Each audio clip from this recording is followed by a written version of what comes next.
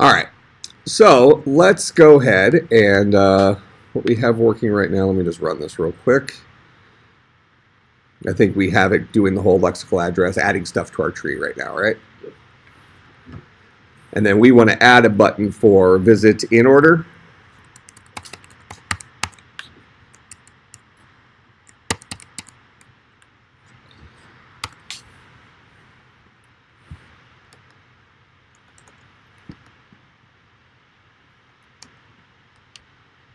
Whatever, stuff like that. Okay, so we're going to go ahead and we'll put in a button that says visit in order, and we'll just have that guy effectively create that string that is our, I guess the order in which we're visiting those guys, just the payload, if you just so we can kind of see it. So let's go back into this, not us.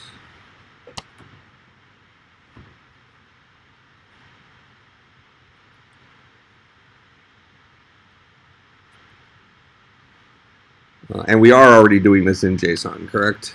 Yep, so that's a JSON representation for our lexical addresses that we talked about last time. Okay. So we want to have a button in here that will traverse our tree in that order. So let's go ahead and get the button in there. It's going to be in main activity. We'll do public void in order traverse button pressed. Take a view v as a parameter, and then we'll have this guy. Let's just have him print something out now, so we can just make sure this button is working before we do anything else. Give us some asterisks. I'm going to run this real quick. Then I'm going to go into the activity here. We're going to drop another button.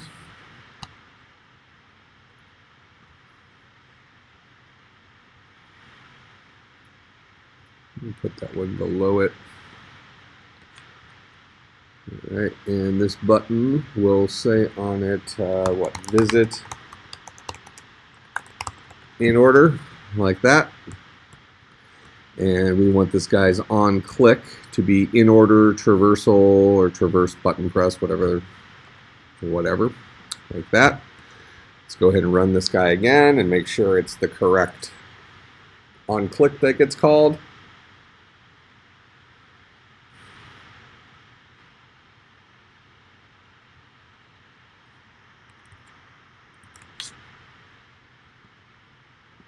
Yep. Okay, so it's calling our correct function. All right, so then we'll go into our binary tree. And when we tell a tree to visit in order, this is going to be another one of those pseudo-recursive, I guess, types of things. And what we want to do here, just as a practice, is we're going to go ahead and have it build up a string for us. So rather than having it go through and print each time, which we can do. Well, in fact, actually, let's start with that, just so we'll have a quick way of doing this. So I'll write a method in here. We'll go public void visit in order. And visiting in order says what? Go left, then me, then right. Correct? Okay, so we'll just do a whole bunch of println, so we'll have it in order. So first we're going to do is we're going to say if this dot left tree dot not equal to null. If I have a left tree, then this dot left tree dot visit in order. So we'll visit the left tree first. Then we'll visit ourselves. So system dot out dot println this dot payload. We'll just print out our payload. Then if this dot right tree not equal to null, this dot right tree dot visit in order. So that's how we visit a tree in order. We try to visit the left tree first, then we visit ourselves, then we try to visit the right tree. That's in order traversal. Okay? So when we hit this button now,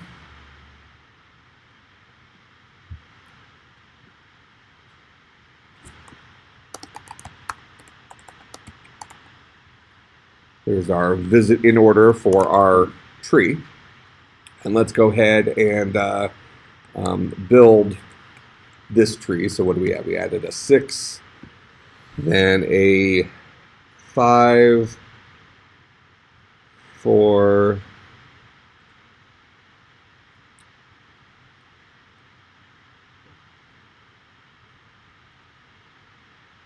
6, 5, 4, 3, 5, 5. Okay.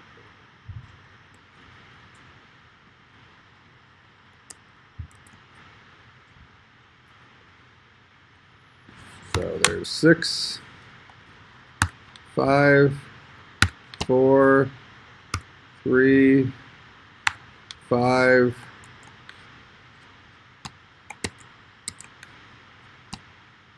3, 5, then another 5, then 7, 7.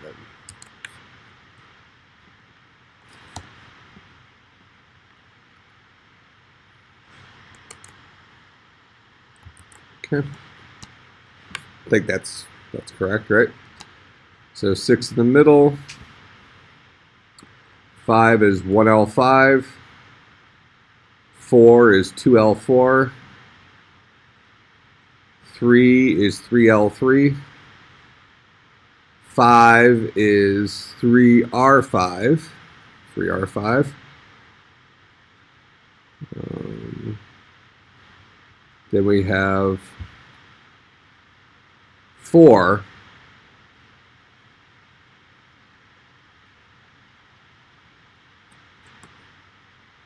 left. I had this in the wrong. 4 is the. Oh no, this 5 is off this guy here. So we actually have this drawn in the wrong place. Our code did it correctly. Our thing is wrong here. So this 5 is to the left of this 5. Because 5 is left of here, 5 is left of here, 5 is right of here, 5 is left of here. So this would be 4L5.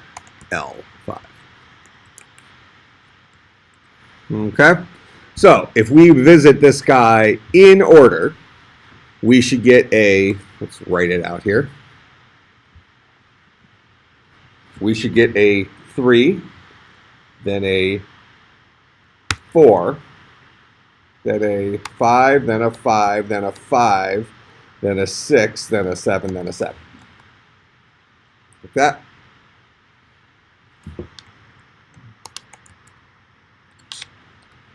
So we'll do visit in order, and it should print to the screen right here. 3, 4, 5, 5, 5, 6, 7, 7. So that visited them all in order. Make sense? And you see how when we wrote the code for visit in order, how it reads pretty easy. If we have a left tree, visit it. Then visit ourselves. If we have a right tree, visit it. That's the order in which you do it. And this is that pseudo recursive call here. Okay? Now, if we were changing this and we wanted to do this as visit pre-order or visit post-order, it would be almost identical, right? Visit pre-order, we would just move this line before this if statement. Visit post-order, we would just move this line after this if statement. It's the only change.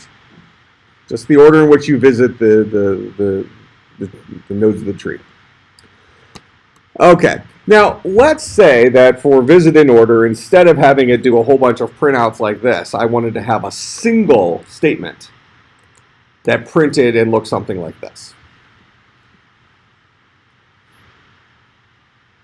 How would you go about doing that? I mean, we already have the code to visit these nodes in the right order.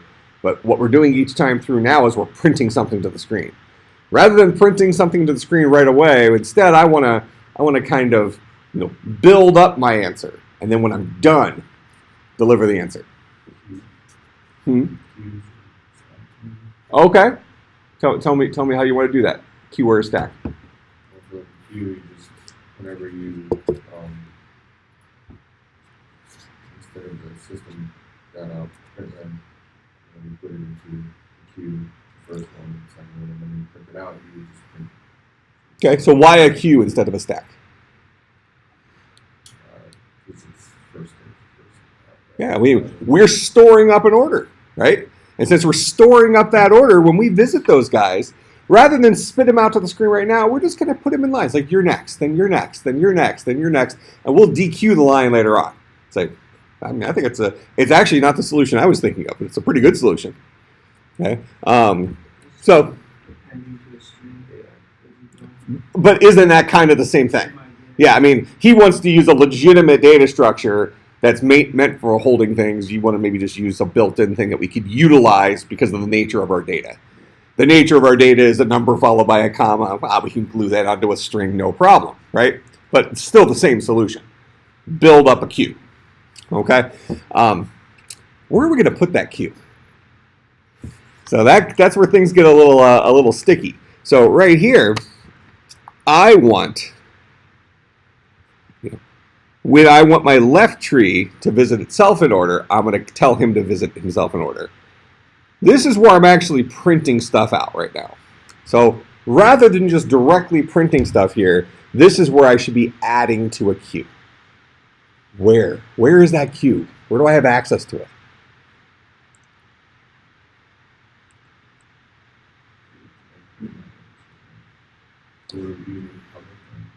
Okay, well... it could be it could be private, but we're dealing with kind of scoping issues here, right? So let's kind of go down the path here. Let's say that we're going to have a private, and I think we can. Queue exists, right? Yep. So we'll say we want a queue of strings. Actually, is it queue of integers? Queue of integers. Let's make it strings. It'll make life easier. All right, so we're going to make this guy a queue of strings. And we'll call this guy the queue. All right, and then what? When we build the binary tree, we'll give that guy a value. This dot the queue is equal to a queue of strings, like that.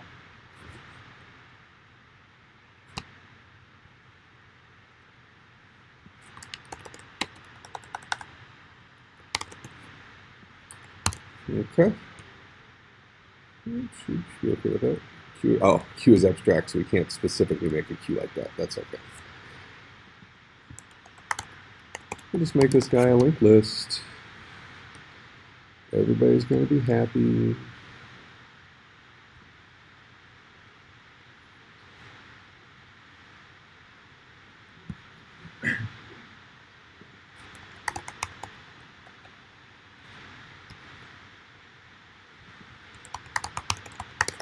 And then we'll just use it as a queue. All right. So we have this linked list. This will still run into our same problem. So we built our new queue here, which is just going to be a linked list that we're going to choose to always add stuff at the end and remove stuff from the front. Okay. So down here, where did I write it? Visit in order. So rather than printing it out, you want to add it to a queue. Let me ask you this question. If this is my tree, how many variables named the queue exist?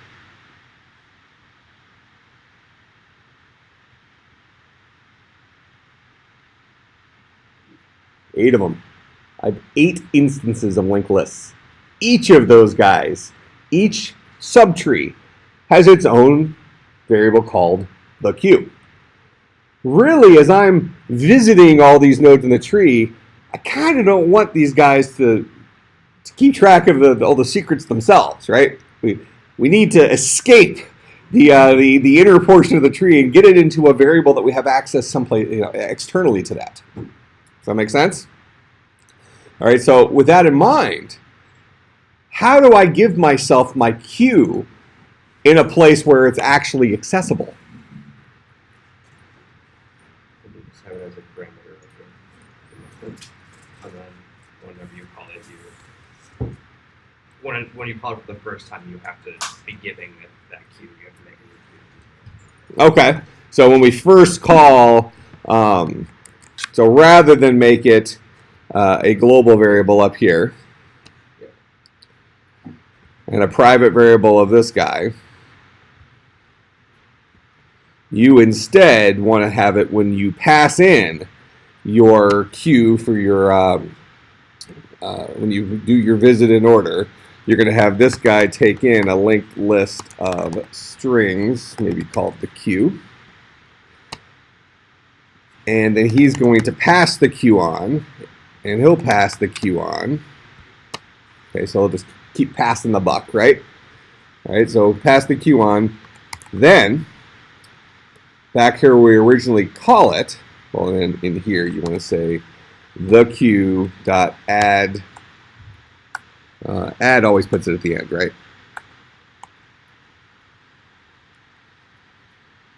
Actually, we can do add last. That'll guarantee it's at the end. Here, add last, and we're going to say this dot payload, and we'll go ahead and just turn that guy into a string real quick.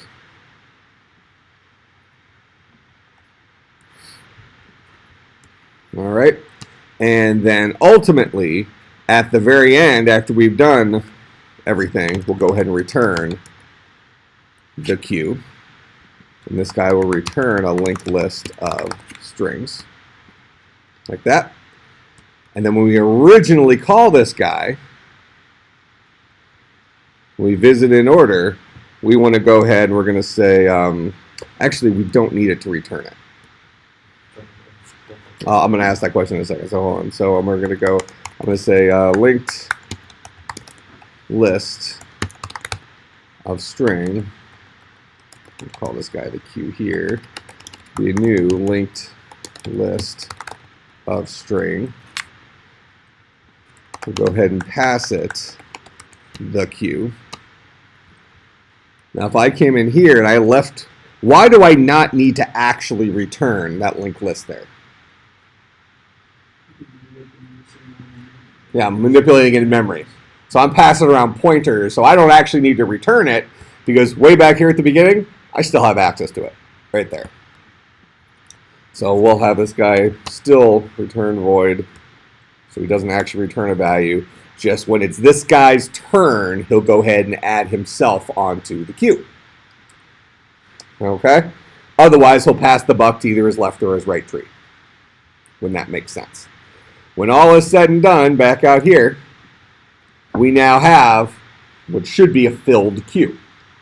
So we can go ahead and visit the values in the queue. So we can say for string s in the queue, system.out.println s for right now. Although I think didn't we say we were going to do something like concatenated with a comma. We'll have one extra comma here at the end for this one, but that's fine. It'll show us what we're kind of looking for. All right, so now what we'll do is when we're going to do the Inorder traversal button, we'll create a brand new queue, an empty queue. We'll tell our binary tree to visit itself in order, handing it the queue to keep track of those visits. When all is said and done, excuse me, we'll go through our queue, building a comma delimited string and printing it out. And then here at the very end, we can do a system.out.println empty string like that.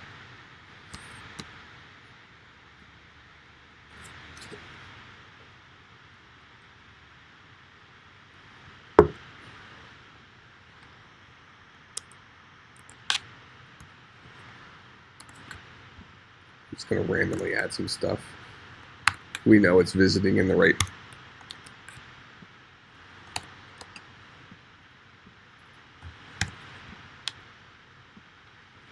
There's my visit in order. Looks legit enough. All right, so now, would you agree? Not necessarily that this is wrong. In fact, an argument could be made that this is more right than what I'm about to suggest.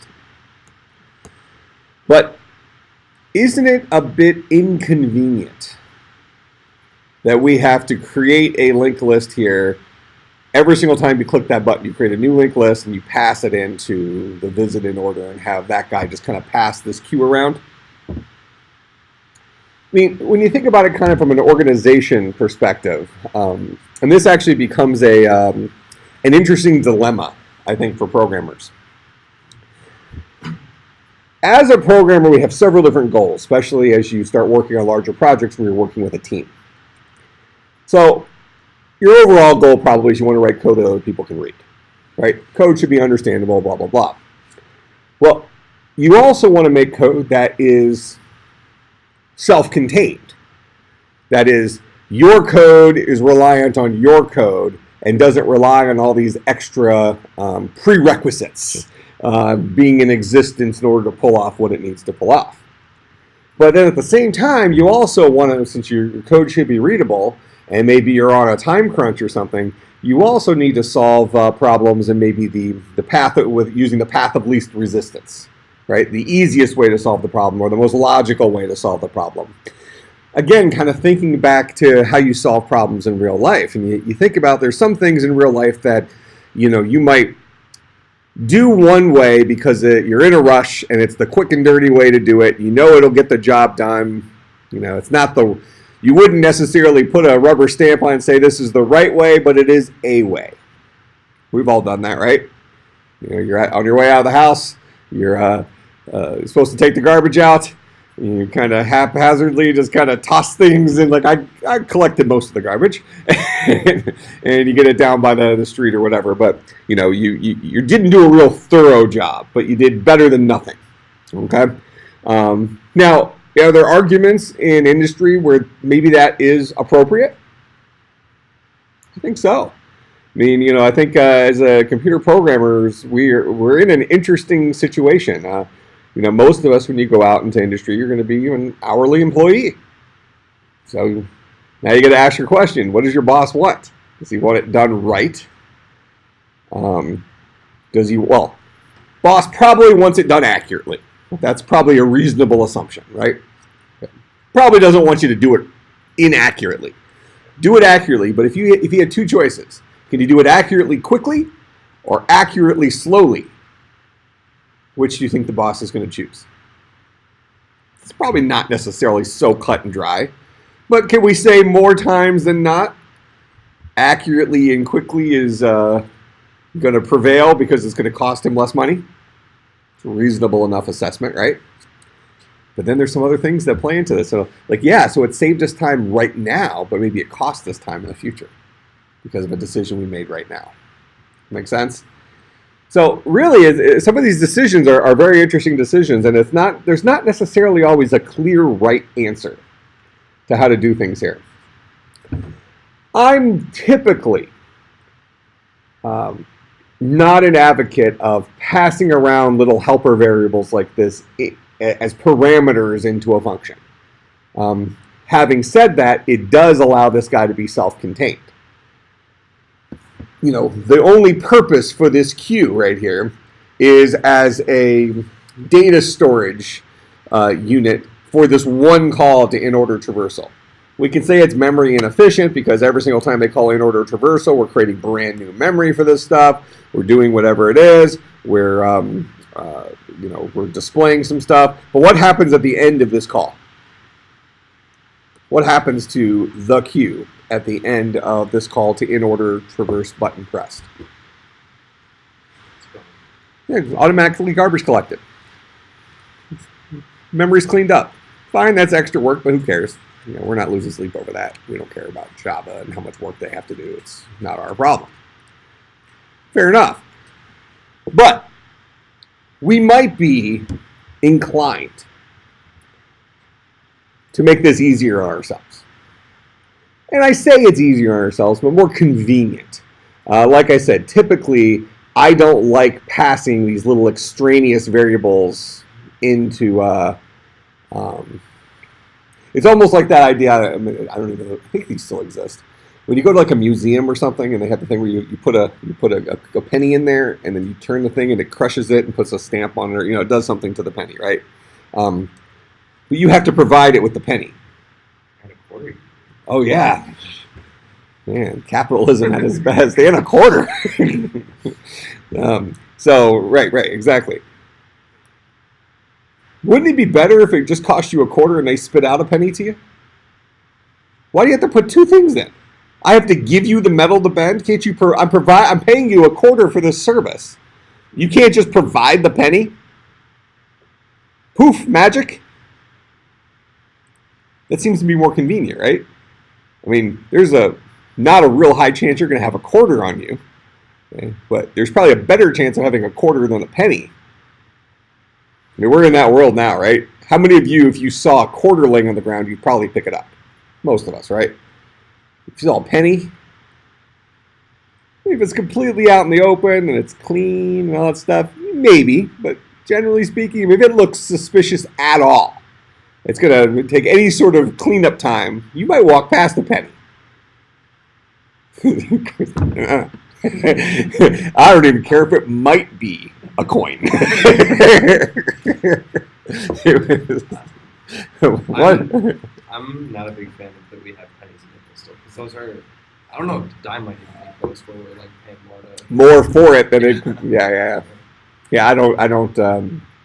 That's a whole nother interesting thing, which is the big argument with like Bitcoin and stuff.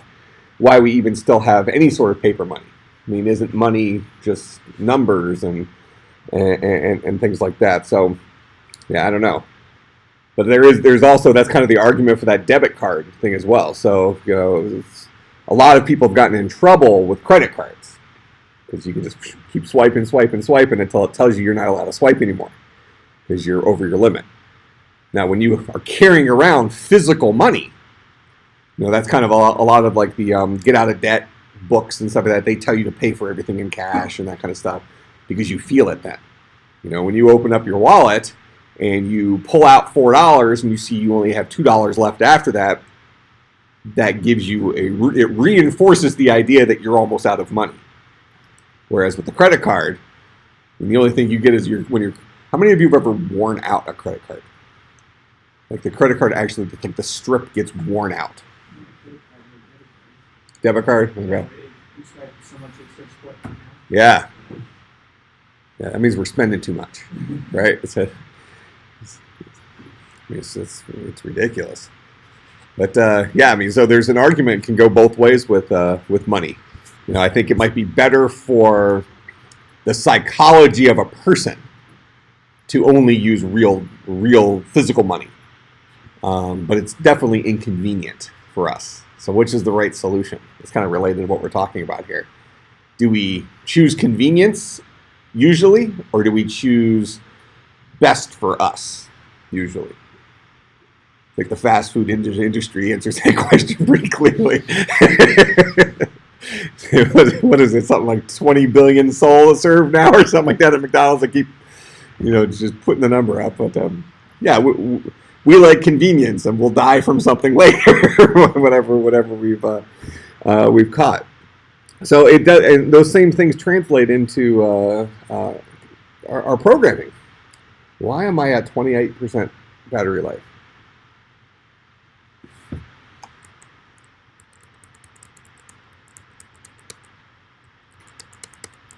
Something is destroying my laptop.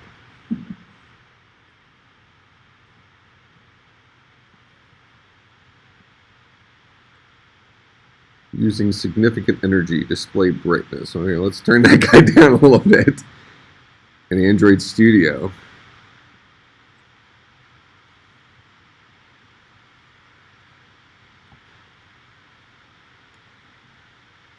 That's a big number. Even my machine is working hard. I'm going to do something here. No, I think it's probably the emulator's been running for a while. We're going to go ahead and just kill Android Studio for a moment. But Give the machine a breather. Because the fan is just cranking. I very rarely hear the fan working on this thing. So in any case, as a programmer, we sometimes have to make that decision between convenience and, I guess, correctness, right? We should eat better than many of us eat, right? I'm always jealous of those the gym rats that not only do they actually work out, but you see them in the cafeteria. They're always filling their glass with water. Who drinks water? It's like, I think I've referenced it before, but how many of you have seen the movie Idiocracy? If you haven't seen it, you must watch it. Absolutely, it's a must watch. And there's so much truth to it. I think I've referenced it before, but I'll just tell you real quick. The premise of it is, it's this guy who, the actor, he's like Joe Average today. He's in the military. He's literally supposed to be the epitome of average. And he gets volunteered for some cryogenics program or something. So him and I think it's like a hooker or something like that go into this program, and the budget gets cut for the program, so they forget about it. So these guys are on ice for a long time, and they get unfrozen somehow. So they're in the future now, and now they're the smartest people alive. is the idea. Because they kept showing things like they would have smart people in the population saying like, oh, we just can't bring a child into the world with today's economy and stuff like that. And then you'd have the dumb people who just kid after kid after kid after kid. So the population was getting watered down. They had like professional wrestler was the president of the United States. They made it funny, but it almost seems believable. Like in a sad way. But in any case, in that one of the problems you had to solve was their plants stopped growing because they were watering the plants with effectively Gatorade. It was called Brondo. That was the richest company in the world. It was a sports drink stuff. It's like it's electrolytes. It's what plants crave. It's what the box says. So they would reference something about drinking water, like, oh, what, like out of the toilet? Because that's what water is for flushing toilets, not for drinking or anything like that. But, I always find it interesting when you see folks who have far more willpower than you have yourself. And maybe some of you don't experience this, but I experience it often. It takes a lot for me to pass up a cookie. But I'm usually pretty good. I can say no to the cookies. But I want my diet soda.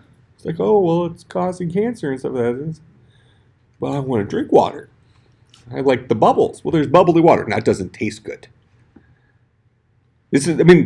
Whether you have this exact same example or not, there are other aspects of your life where you see the same thing, right? Where we choose convenience over, we choose the easy path over the difficult path. Right, we can maybe take Alexis as an example. So she she knew that it would be best for her if she were to do her homework assignment for this class. Then she saw, oh, he didn't put the Dropbox up. So rather than tell him, I'm going to take advantage of the opportunity to not do my homework for this class. Because that was the easy move, right? But did you do the homework? No, I didn't. But I talked you about it and he messaged you, so that's why I did. Okay, so let's say I had put up the Dropbox. I would have done it. Well, actually, I did put the Dropbox up before class. Yeah, right before class. That is before class. All right, so but the point is, this really is a conundrum for programmers, for all of us. So whether we're a programmer or doing anything else in our life, is we sometimes have to choose between the easy way and the right way, and those aren't always compatible. And I can't necessarily sit up here and tell you the right answer. Kind of depends on maybe what you're writing the software for and who's going to use it in the future.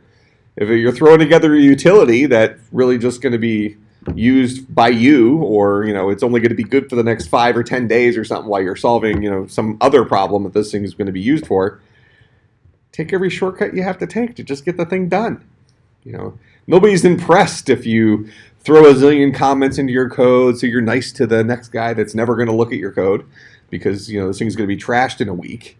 Nobody's going to care about that, but we at least want to pass these things through that filter. So, having said that, I think I can turn the brightness up a little bit now. We got the guys calm down here.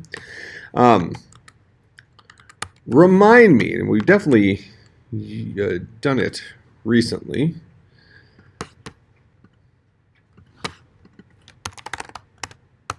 Remind me about singletons. What are singletons? What's the purpose of that guy? We've talked about these, right? I think we've used them several times. What's the purpose of a singleton? Keep things that you're going to use multiple times in one place. Okay, so it's a kind of we maybe called a super global variable or super global object that's available to all the stuff in our program. Now, somebody who is a good steward of their data would only put stuff in the singleton that legitimately needs to be shared among multiple objects, right? I think the example I usually use is if, a bunch of us are sharing a car and we had one set of keys and we don't live in a world where you can make copies of keys, which actually is somewhat of a true statement now. We have all the keys with the computer chips and stuff in them. Really? Yeah. I mean, it's the point where it's a $600 key. We'll just share the key or get a new car. There probably are situations like that where it would be cheaper just to get a used car than get a copy of a key to it to the other car. But, we might pick a drawer to put the car keys in. And then whenever you need to use the car, you check the drawer. If the keys are there, you can use the car. If they're not, somebody else has the car. You probably could look out the window and see if the car is there. And if the car is there and the keys are gone, that means somebody isn't playing by the rules. But the point is that becomes a convenient place for separate people to share a single item, or even multiple items. We all have that, at your house, you might have the junk drawer, right? And the junk drawer usually started off with one or two things that made sense for the junk drawer. And it probably wasn't originally called the junk drawer. Then it started building up with things that truly is junk. Then it became the junk drawer to the point where you no longer know what's actually in the junk drawer. So the stuff it was originally meant to hold is unearthed in several years. Every one of us has something like that at our house. Whether it's a drawer or a little container or some corner of a room that used to be well organized and has since been buried. Okay, I have an entire garage that's like that now. Okay, and that's after you guys clean the garage. Yeah, this needs to probably be a twice a month thing, I think. Yeah, because it's made its way onto my chore chart. The clean the garage is on the chore chart again, so I'll be reaching out. So that's where singletons come in. But can we just throw everything up in the singleton? Sure, you sure can. But then it starts getting out of hand to the point where now you have this gigantic junk drawer. And I think I've shown you. Did I show you? There's an Xcode project I have where there's a project that we've been working on for 2 or 3 years. And it was worth, so it was through one of my consulting clients where I tutor them. So they work on the project external, and then we work on it together like in a 2-hour session online. And I tell you what, we have a junk drawer. And it's our singleton. There's like 600 lines of code in this junk drawer to the point where you can't even find stuff anymore. You got variables that are conflicting with each other, so you're like, okay, well, I need to store this stuff for this screen, and I kind of wanted to store the same stuff for this screen, but I don't remember which one's the one we're actually still using. So we'll call this one manage inventory _Q, and we'll call this guy my profile _Q. One of them is not being used. But rather than take the time to figure out which one, we'll just take the quick and dirty approach, but just buying new, right? And that's something we do in real life as well. You feel cold coming on. You're at Target. You think you might have NyQuil at home, but you're not sure. You buy more NyQuil. Then you all of a sudden you realize you got 6 or 7 half bottles of NyQuil in the cabinet. A kid, you probably have more than that. So, I mean, that's what people do. So, being a programmer is very much as an extension of us as people. The decisions we make, a lot of times, are compatible with the decisions we make as people. But a lot of times we're making decisions as people that we look back on we're not necessarily proud of, right? Like, oh, well, that didn't... You know, when I make a mess at the house and I decide, oh, I'll clean that up later, not considering that it might impact, like, you know, if I make a mess on the table that my wife is, going to have lunch at that table and now it's got stuff all over it. Now it gets even exaggerated. So now you're in the, in industry and you're writing software and you have 5 or 6 other people you might be sharing a project with. When you take a shortcut, especially if you don't document it, now you've left your code in a state that might be difficult to augment. It might be error prone, where they might think it works one way. At the hackathon, we had an example of this. Nick Largen's team was looking at some documentation for the Internet of Things thing with Amazon Web Services, and their code example, I'm guessing, which makes sense. I mean, Amazon has so many things. They rely on their developer community to document some of their stuff, right? So here's an example of code that works. This sample code, we were walking through it and reading it, and they had a variable in there. I'm trying to think of what was the name of the variable. It was something like, I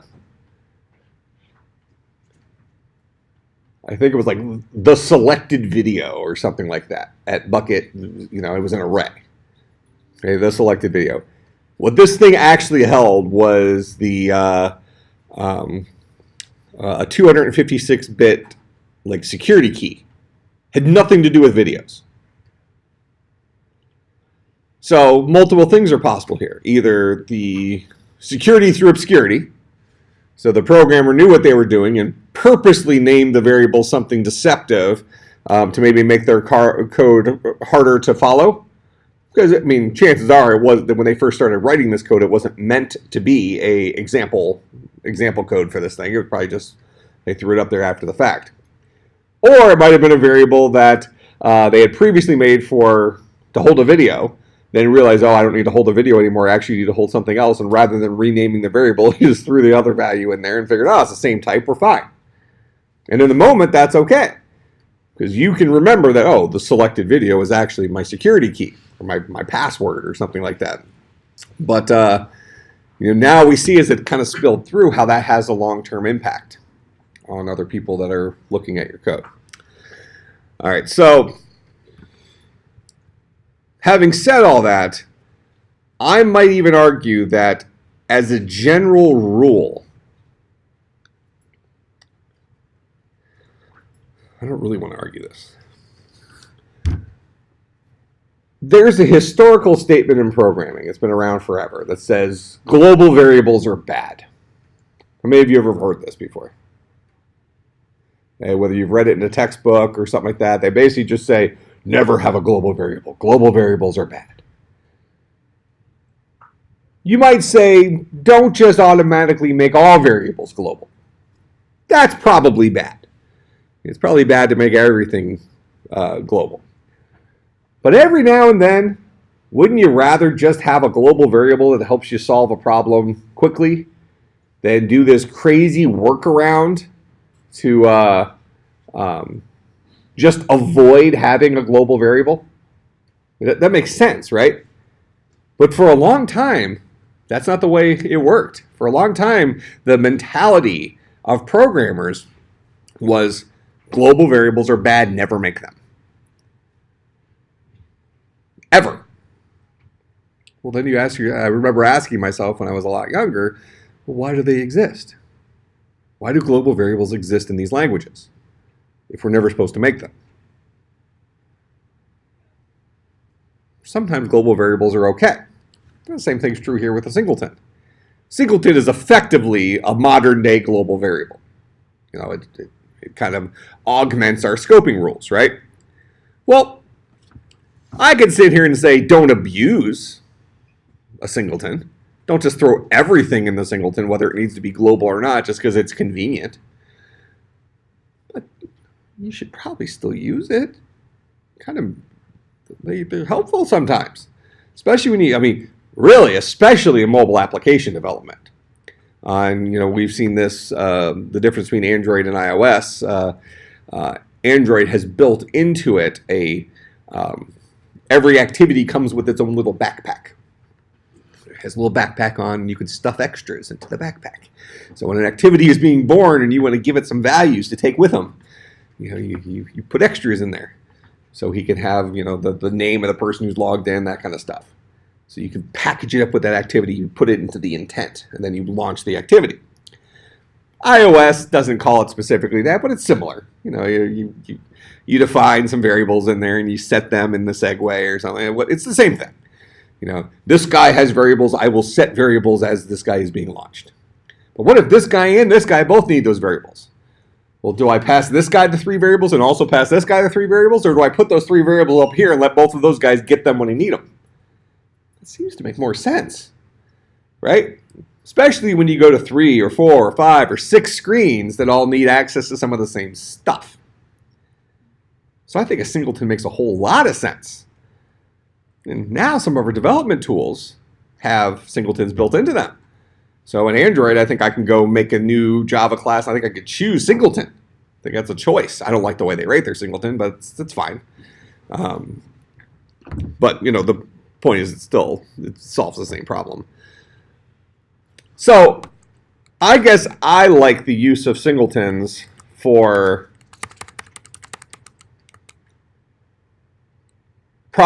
definitely for problems of sharing data between multiple screens. But what about the use of singletons in this example? What about throwing my queue up into a singleton so I could just keep reusing the same queue? Can we make the argument that that's actually being, we want to draw parallels back to real life, are we actually being kind to the environment by not making garbage collection pick up a queue every single time we want to create? That is, it's kind of like using the same coffee mug for a while until it really starts decomposing, right? Now, if you have like a ceramic coffee mug and it starts decomposing, you've been using it too long. Okay? Paper coffee cup, now we're more in the realm of reality or of reasonable. But if you have a ceramic coffee mug that's decomposing, you're doing it wrong. You're doing something wrong. Well, let's see. I need to get Android Studio open back up here. So would it be reasonable for us to go ahead and throw a queue, which is a dynamic linked data structure, right? Throw a queue into our singleton. And then any single time we want to use that queue, just go ahead and empty the current contents of it and start filling it back up? Is that unreasonable? It's an all right approach. But what are the downsides to that? So I'm gonna come in here. I'm just gonna create my queue. Well, so I'm going to go to my project. Here's my app. Here's my Java. I'm going to go ahead and I'm going to right click here. I'm going to say I want a new. Yeah, so you can make a singleton in here. They're bad. That's why they put them as part of the interface. But I actually don't like their singletons, so I'm going to use my own. They want to actually instantiate an instance of the object and then pass the instances around. There's some advantages to that for dynamic memory, but I don't care. I think it's inconvenient to have to ask for an instance of your singleton and then use the instance to get values as opposed to just let it be a little bit memory inefficient. I don't see the point because again, it's convenience. All right, so we'll call this guy core. Yes, we'll add it to whatever.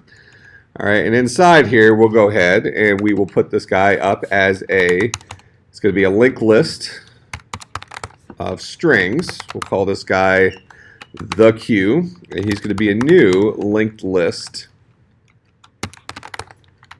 of strings, and we're going to make him static. That's the important magic for our to make, I guess, the Lippmann singleton work. Because the traditional singletons, they want them to not be non-static, so they're owned by instances, but then this class itself has a single static method, which is the instance.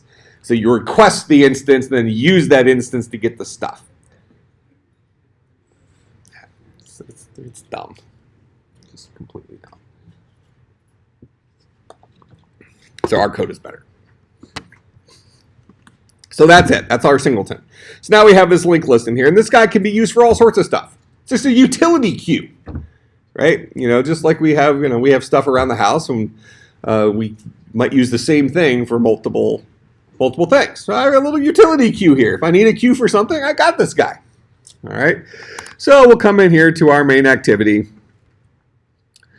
Now we don't need to. Where's my? I'm in main activity. Now we don't need to create this queue. We don't need to pass a queue in here. The queue we're going to be working with is our global queue. Now, before we start making changes to this guy, though, we probably want to say something like core.thequeue. In Java, was it clear? Yeah, clear. So that says remove all the crap from the queue. Clear the queue. In Swift, it's remove all elements or remove all, something like that. Same thing. Okay? So I'm basically saying, look, I'm starting a new thing here. I want to empty the queue. Now, the problem is, especially as you get into more complicated applications, let's say we were dealing with a multi-threaded application here, where we had 2 or 3 things that could potentially be happening at the same time. We have a community queue. So let's say you wrote, you're one of my colleagues, and we wrote some software for this, and so you wrote your own little objects, I wrote my own little objects. We both spawned off a thread, so with this program's running. Now, your thread got spawned off, 19 microseconds ago, and you're using this utility queue out of convenience, right? And I decided to just go ahead and empty it. Also out of convenience. Now it becomes even more fun, because now your thread is still running, and you're using this queue. You may never even know. Half your data all your data just disappeared, but now you're going to start adding stuff back to it. So now some of your data is in my data, and my data is in your data. Possibly a good source of randomness. That might be an interesting random number generator, is to just have install a virus that goes on everybody's computers and effectively have actions fill a queue up with random data. And I think this could work, actually.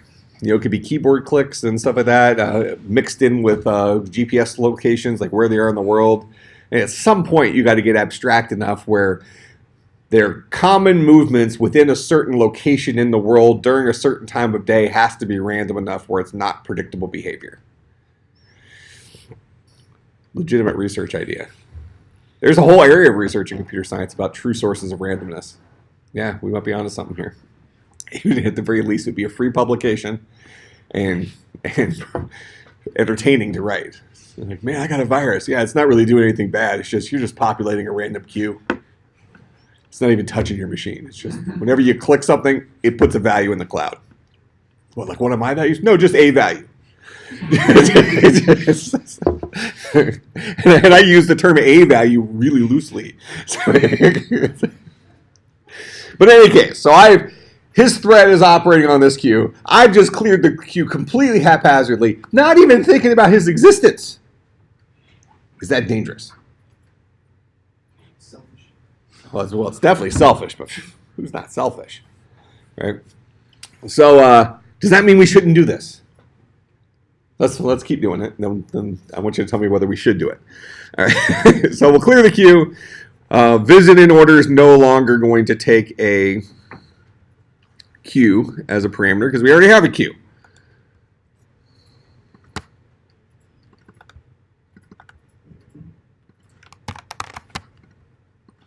There's our queue. It's got the global one. Little do we know that he might. Don't panic. Oh, okay. I thought it was one of the emergency, some Facebook thing.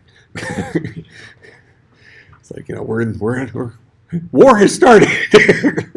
That's going to happen one of these days. So we're not necessarily aware that we're interfering with each other's shared resource here. So one thing we could do is you could have your own utility queue in the Singleton, right? Okay, and I could put my own utility queue in there. So whenever my code needs a utility queue, I use my utility queue. Whenever your code needs a utility queue, you use your utility queue. That way we don't risk overwriting each other's queues because we had this mishap, right? Okay, well now he joins the team. All right. Nobody told him about our selfish utility queues. So he needs a queue. And he goes into our Singleton and says, oh, well, why should I create another queue? There's two sitting here, perfectly good queues. So he does the whole eeny, meeny, miny, mo thing, picks a queue. Okay, probably your queue. All right. And now he's going to start messing with your queue. So was this a good idea or a bad idea? Well, it made life a little easier here for us in this particular solution, didn't it? I didn't have to pass queues around. I just have one global queue. I might use them for some other things. That's a nice little, utility thing. Just like you got that big serving spoon in the drawer, you use that thing for all sorts of different stuff, right? I mean, that could be a mashed potato spoon. That could be a gravy ladle. It could be I'm really hungry and want to get ice cream into my body as quickly as possible spoon. You can get a lot of ice cream in with some of those spoons.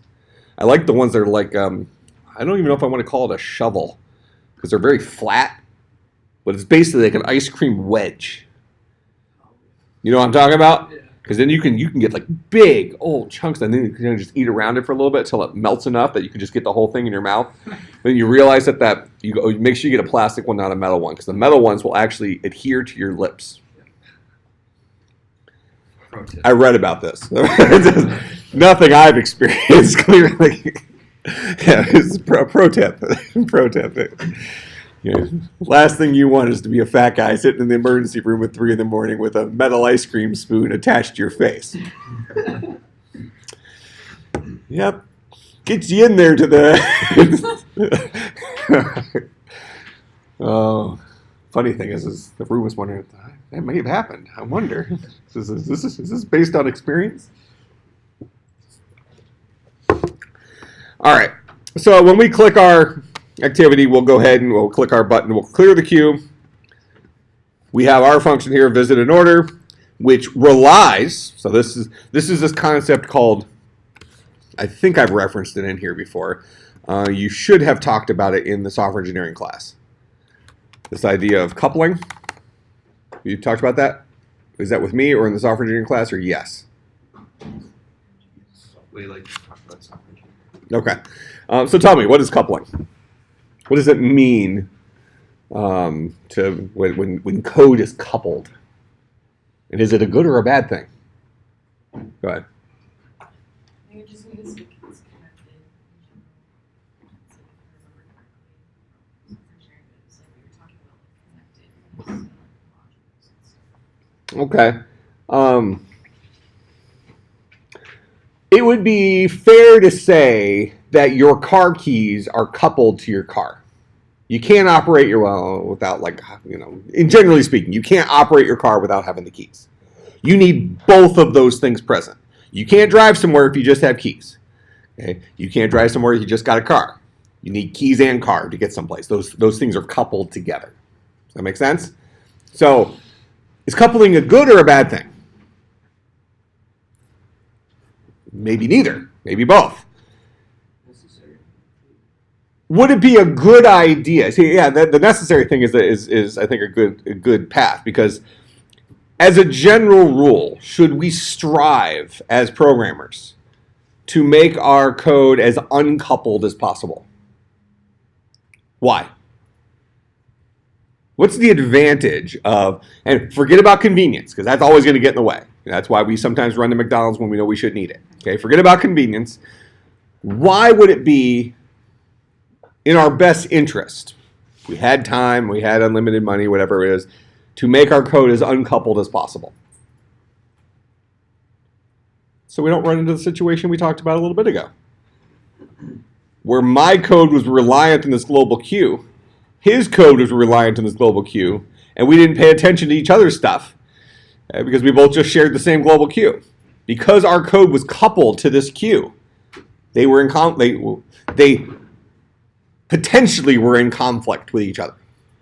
Now, we could have this situation, and you've actually started seeing this with some cars. I think some cars will now start on like fingerprints and stuff like that, where they use various biometrics. So now you don't need the keys, but it's still coupled to your thumb or your retina scan or something. It's coupled to something, right?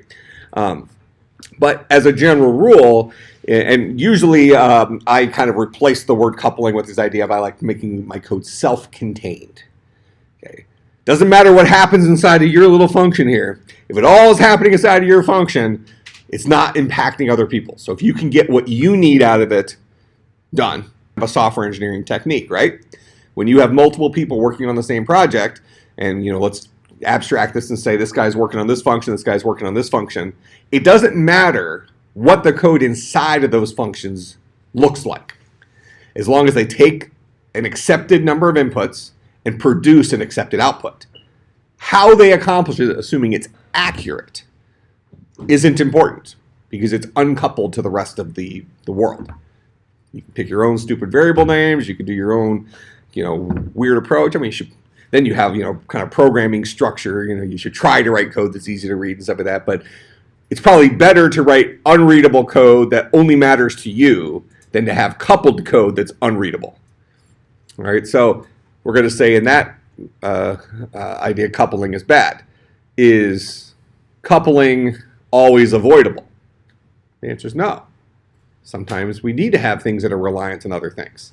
But we probably need to be more and more careful about coupling as we get to code that is being shared between multiple people. But if we're writing our own projects, I'm a big fan of singletons for solving problems like this. It might be helpful to have a utility queue. When I asked you a little bit ago, no, we're out of time, but when I asked you a little bit ago, how might you solve this problem? You said, oh, like, I don't know, stack or a queue. It might be handy to go to Home Depot and have a utility queue just laying around. I could use that sometimes, right? For all sorts of different problems. So let's just throw one in a singleton. If I need a queue real quick, I'll use it. If not, I won't. And that's fine. As long as you're not sharing that stuff, then you can have like your own little neighborhood in the singleton. This is Bob's neighborhood. This is Steve's neighborhood and that kind of stuff. All right, so that should be our Inorder stuff. I'll push this to GitHub so we have it. No assignment over break. If you're traveling, travel safe. I will see everybody on Tuesday. Remember, if you have, there aren't classes during the day on Monday, but classes do start after 4 p.m. on Monday. So if you have an evening class on Monday, it does meet. So just keep that in mind. And if you have classes meet today until 4 p.m. If you have an evening class tonight, it does not meet. All right, take care.